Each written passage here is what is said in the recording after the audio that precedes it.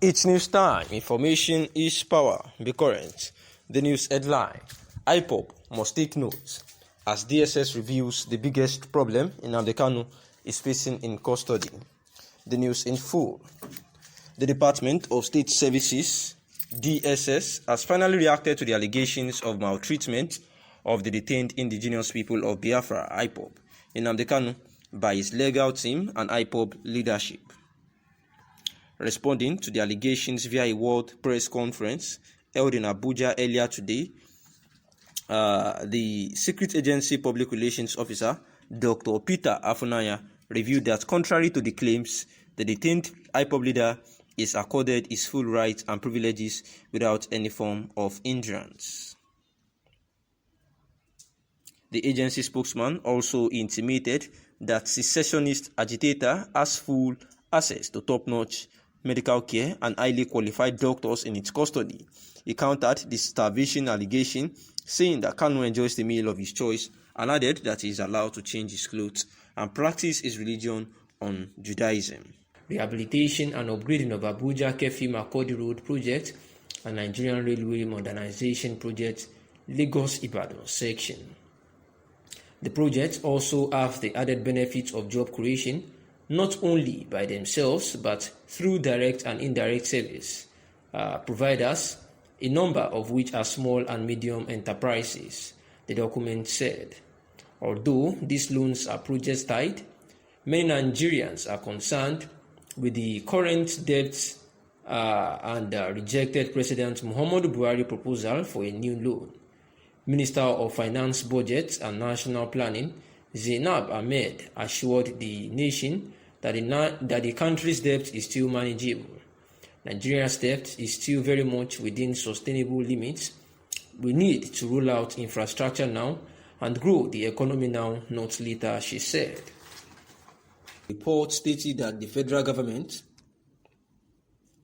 borrowings, both local and foreign debt, had climbed from 3.55 trillion naira in 1999 to 26.91 trillion at the end of March 2021, saying that that is the current country's official figure.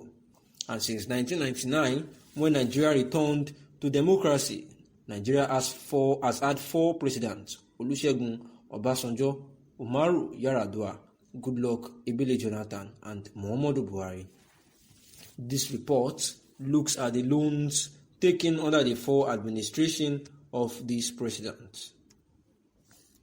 Number one, the ex-president Obasanjo, the external debt, there was a reduction from $28.04 billion in 1999 to $2.11 billion in 2007, and that is for external debt. And for domestic debt, there was increase from 798 billion naira to 2.17 trillion naira. Now back to the federal government debt, there was a reduction from 3.55 trillion naira in 1999 to 2.42 trillion naira in 2007. The federal government's local and foreign debt level, there was 31.8% reduction. And the exchange rate as at then was 98.02 naira for 106.8 naira to $1. Therefore, there is need to note that there was huge decline in foreign debt, and that was a result of the substantial reduction following the payoff of the outstanding debts owed to the London clubs of creditors in the first quarter of 2007. And now to Yar'Adua/Jonathan regime 2007 to 2011. The foreign debt, there was increase for $2.11 billion in 2007 to $3.5 billion in 2011. Talking about the domestic debt, there was increase from 2.17 trillion naira in 2007 to 5.62 trillion naira in 2011. The exchange rate also increased from 106.8 naira to $1, and also from 156.7 naira to $1. And the percentage increase, unlike the last year, the previous regime, was 155%. Therefore, there is need to note that the debt figure Jonathan completed the tenure from May 2010 to May 2011 after the death of Yar'Adua. During the period, the debt reportedly rose from 4.9 trillion naira to 6.17 trillion naira, which means there was an increase of about 24.9% in 1 year. Basically, the ex-president Jonathan regime, where it started fully after the death of Yar'Adua and he was re-elected, it started fully 2011. The external debt was $3.5 billion, and the domestic debt was 5.62 trillion naira. Accumulated debt was actually 6.17 trillion naira. And in 2014, there was another foreign debt, $6.45 billion, and a domestic debt of 7.9 trillion naira. And the exchange rate also stood at 197 naira per dollar. And the total public debt from 2011 to 2015 increased from 6.17 trillion naira in 2011 to a whopping amount of 9.8 trillion naira in 2015, meaning there was an increase of 3.63 trillion naira. And the percentage increase this time around was 58.8%.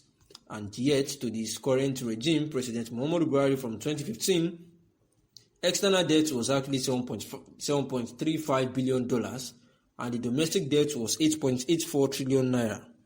And the foreign rate was actually 197 naira for a dollar. And in 2020, external debt was also $28.57 billion. Domestic debt was 16.02 trillion naira, and the domestic debt increased from 7.63 trillion naira, and that is in June 2015 to December 2020, and the external borrowing also increased from increased by 21.27 billion as at December 2020, and the foreign exchange now is actually 381 naira per dollar as at 2020, meaning there was a percentage increase of 173.2% from 2015. And the analysis is that all this regime, as at then, there were accumulations of debt, and President Muhammadu Buhari is actually the country's biggest borrower, increasing the public debt of the federal government by more than 173%, because the Yar'Adua Jonathan administration took the second plot, that's the second one, at about 155% surge in borrowing.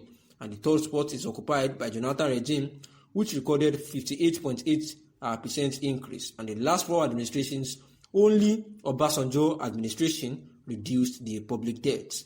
However, the principal lawmaker, that is the Senate President Lawan, says that the President Muhammadu Buhari needs to reduce the external borrowing incurred to fund the country's annual budget, saying that he's advising that they should focus on blocking financial leakages and avoid wastage in all tiers of government. Thanks for listening.